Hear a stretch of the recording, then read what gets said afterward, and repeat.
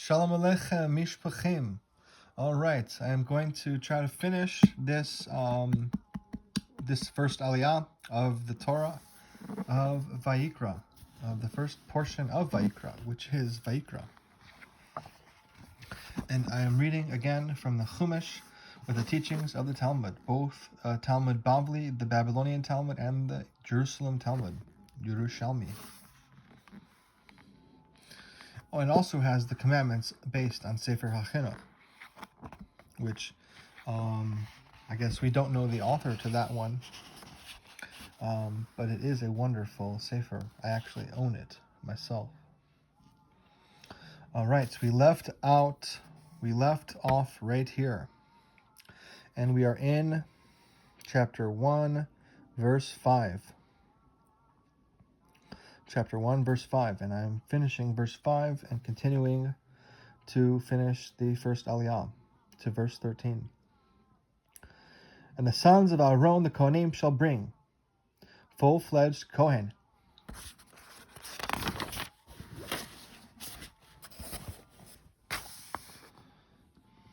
Our pasuk says that after the Olah is slaughtered, the sons of Aaron the Kohanim shall bring the blood and throw the blood on the Mizbeach. According to one opinion, the term sons of Aaron teaches that only a qualified Kohen, like the sons of Aaron, may perform the avodah, the temple service, of receiving the blood, not a Kohen who is a halal, a disqualified, or who has a physical blemish.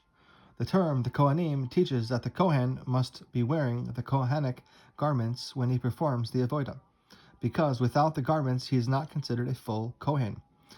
We learn this from the pasuk that discusses putting on the garments, and then says, and the kahuna shall be for them as an eternal law. The Kohen's right. The Torah says that on the final day of a Metzorah's purification process, he shall bring a log of oil, and the Kohen shall dip his right forefinger into the oil that is in the left palm, and he shall sprinkle from the oil with his finger 7 times before Hashem. According to one opinion, this rule applies wherever the Torah mentions a form of the word Kohen, or the word finger, with regard to an avodah, temple service, that is essential for atonement.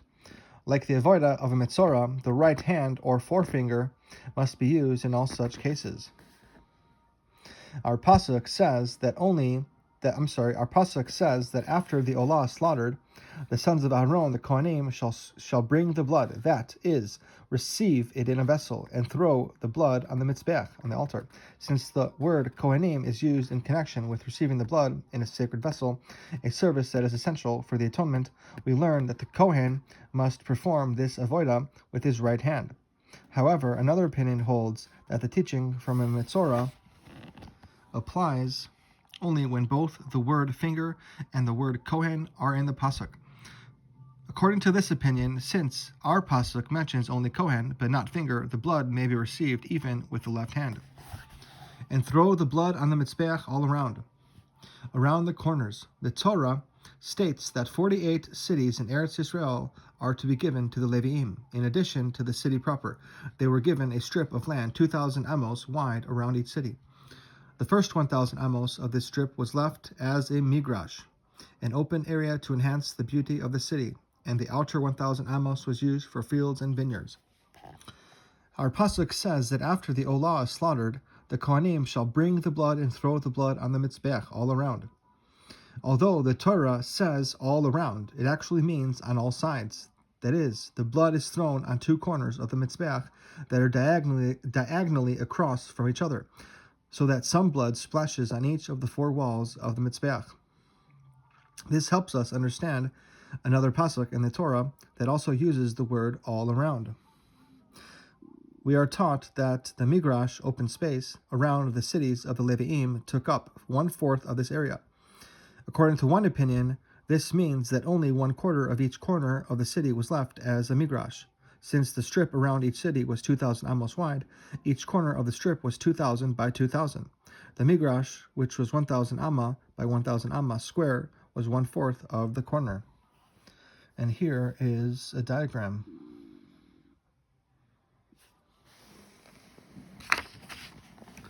All right. This seems to contradict the pasuk that says, "The open areas of the cities shall be from the wall of the city outward, 1,000 amos around," which seems to say that the open area surrounded the city and was not just at the corners. However, we learn from our pasuk that in fact the word here can be interpreted to mean just the corners, since the word here means only corners of the Mizbeach. Throw it all around. Our pasuk says that after the olah is slaughtered, the Kohanim shall bring the blood and throw the blood on the Mizbeach all around. The word all around seems to mean that the blood should be applied in the line, going all around the Mizbeach. However, the pasuk also says that the blood must be thrown, and it is not possible to throw it in a line around the Mizbeach. Thus, the word here must mean that some blood should be on all sides. According to one opinion, we do this by throwing the blood once at the northeast corner, so that some blood will go onto both the north and the east sides, and once at the southwest corner, with blood going onto both the south and the west sides. This way, the blood gets splashed onto all four walls. According to another opinion, the blood must be thrown on each wall separately. We learn this through a gezerah shava. Our pasuk uses the word here, and the same word is used regarding a chatas, a sin offering, in the pasuk that says, "And Moshe took the blood and placed it on the horns of the Mizbeach all around with his forefinger." Just as the blood of the chatas is applied to the Mizbeach 4 times, once on each horn, so too the blood of the olah is applied to the Mizbeach 4 times, once on each wall. Only when the Torah says so. Our pasuk says that after the olah is slaughtered, the Kohanim shall bring the blood and throw the blood on the Mizbeach, which means on all sides. That is, the blood should be thrown on 2 corners of the Mizbeach, diagonally across from each other, so that some blood splashes on each of the 4 walls of the Mizbeach. The word all around is also used regarding a chata, sin offering, in the pasuk that says, "And Moshe took the blood and placed it on the horns of the Mizbeach all around with his forefinger," which teaches that the blood of a chatas is also applied to all 4 sides of the Mizbeach. As a general rule, when the Torah mentions a requirement 2 times, it indicates that we are not meant to apply this requirement to other similar cases. Therefore, the blood of a bechor, a firstborn, maser, tithes, and Pesach offerings, is thrown against a wall of the Mizbeach only 1 time. When once is enough, the term bama refers to any altar other than the Mizbeach in the Mishkan and in the Beis Hamikdash. During most of Jewish history, it was forbidden to offer offerings on a bama. However, there were short periods of time when it was permitted. Specifically, the 14 years during which the people were conquering the land and the Mishkan was temporarily set up in Gilgal, and the 57 years between the destruction of Mishkan Shiloh and the building of the Beis Hamikdash, when the Mishkan stood first in Nov and then in Givon. During these time periods, the public communal altar in the Mishkan was known as a Bama Gedola, or Bamas Tzibur, public altar, and a private altar was known as a Bama Ketana, or Bamas Yachid. Our pasuk says that after the olah is slaughtered, the Kohanim shall bring the blood and throw the blood on the Mizbeach all around, which is at the entrance of the Ohel Moed, the tent of meeting. This means that the blood should be thrown on 2 corners of the Mizbeach, diagonally across from each other, so that some blood splashes on each of the 4 walls of the Mizbeach. The phrase, "which is at the entrance of the Ohel Moed," teaches that this requirement applies only when an offering is brought on the Mizbeach that is at the entrance of the sanctuary. When it is brought on a private bama, it is sufficient to apply the blood to the bama 1 time.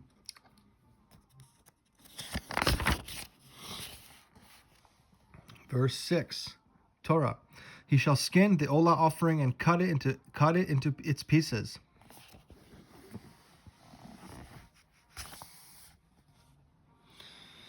Verse 6, on the Torah with the teachings of the Talmud. He shall skin the olah offering. Saving the skin. With regard to most offerings, the skin of the animal has the same status as its meat. Whoever is entitled to eat the meat can choose whether to remove the skin and keep it, or to cook the meat with the skin on. The exception is the olah burnt offering, about which our pasuk says clearly, he shall skin the olah offering. The following pesukim list all the parts of the animal that are to be burned, but the skin is not listed. Thus, while the meat of the olah is burned, the skin, which had already been removed from the animal, is given to the kohanim, and cut it into its pieces, the uncut offering. The Torah states, whatever touches the mizbeach, the altar, shall become sanctified. This means that certain types of invalid offering parts become sanctified if they were placed on the mizbeach. As a result, they are not removed, even though they should not have been put there in the first place. Regarding the olah, the burnt offering, our pasuk says, he shall skin the olah offering and cut it into its pieces. The word it limits the application of this verse, teaching that only it, a valid olah offering, is skinned and cut up before it is burned. However, if a disqualified olah offering was placed upon the mizbeach, becoming sanctified, it is burned on the mizbeach in its entirety, without being skinned or cut up. No need for a head check. The Torah states that when we are unsure about a matter, we are to follow the majority. For example, if the judges in a court disagree with one another, they take a vote, and the ruling follows the opinion of the majority of the judges. Likewise, if one finds meat in the street, he is permitted to eat it if the majority of stores in that town sell kosher meat. There is another type of majority that we follow, based on the way things usually are in this world.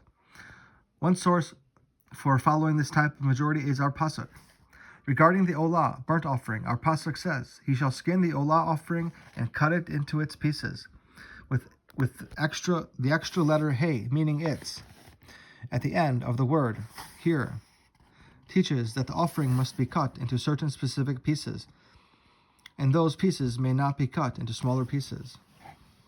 This raises a problem. For example, if an animal has a hole in the membrane that covers its brain, the animal is rendered a treifa, non-kosher, and it is unfit for an offering. Yet, since we are not permitted to cut open the head of the olah to inspect it, how can we be certain there is no hole?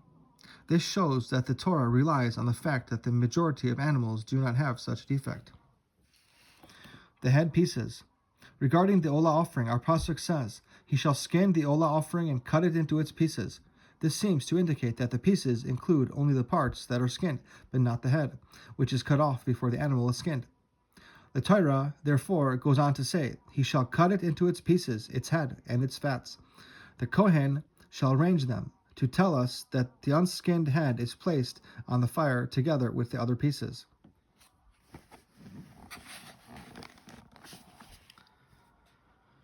Verse 7, Torah.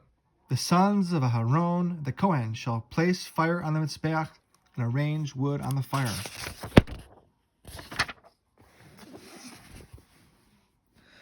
Verse 7. The sons of Aharon, the Kohen, shall place fire on the mizbeach. The need for man-made fire.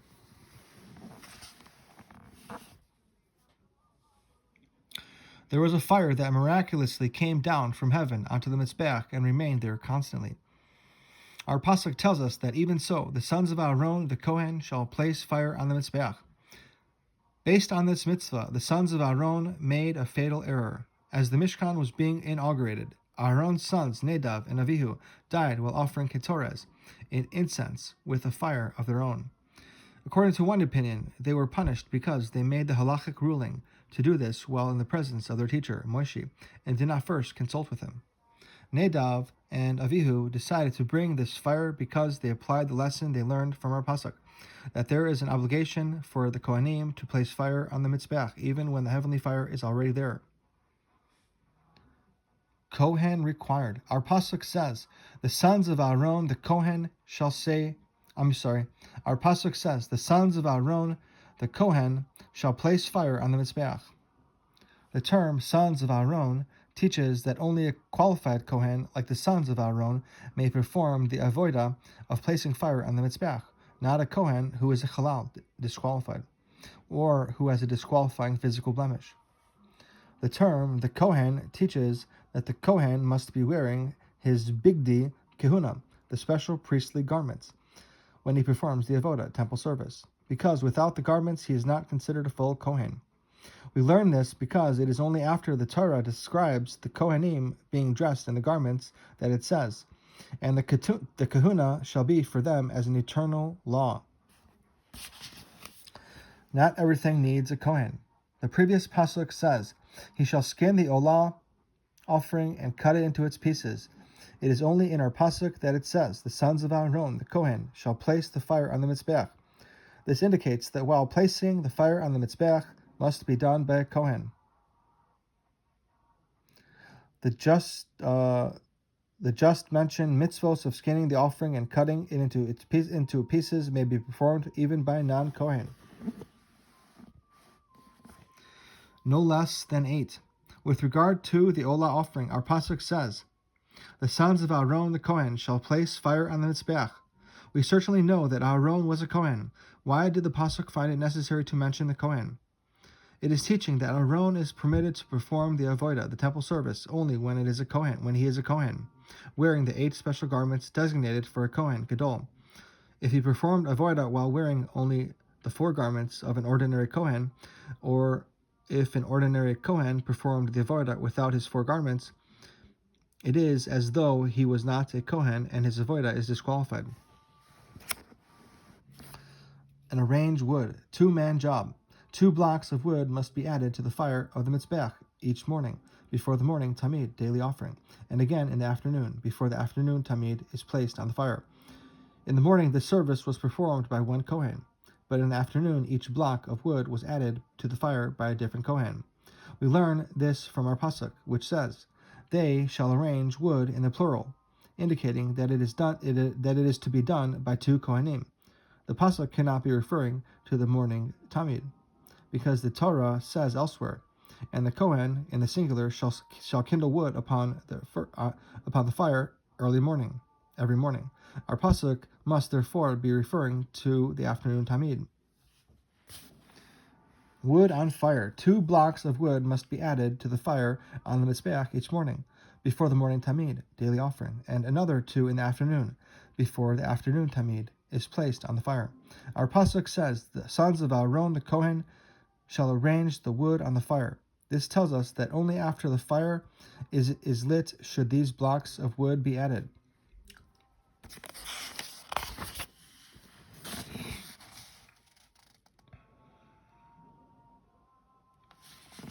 All right.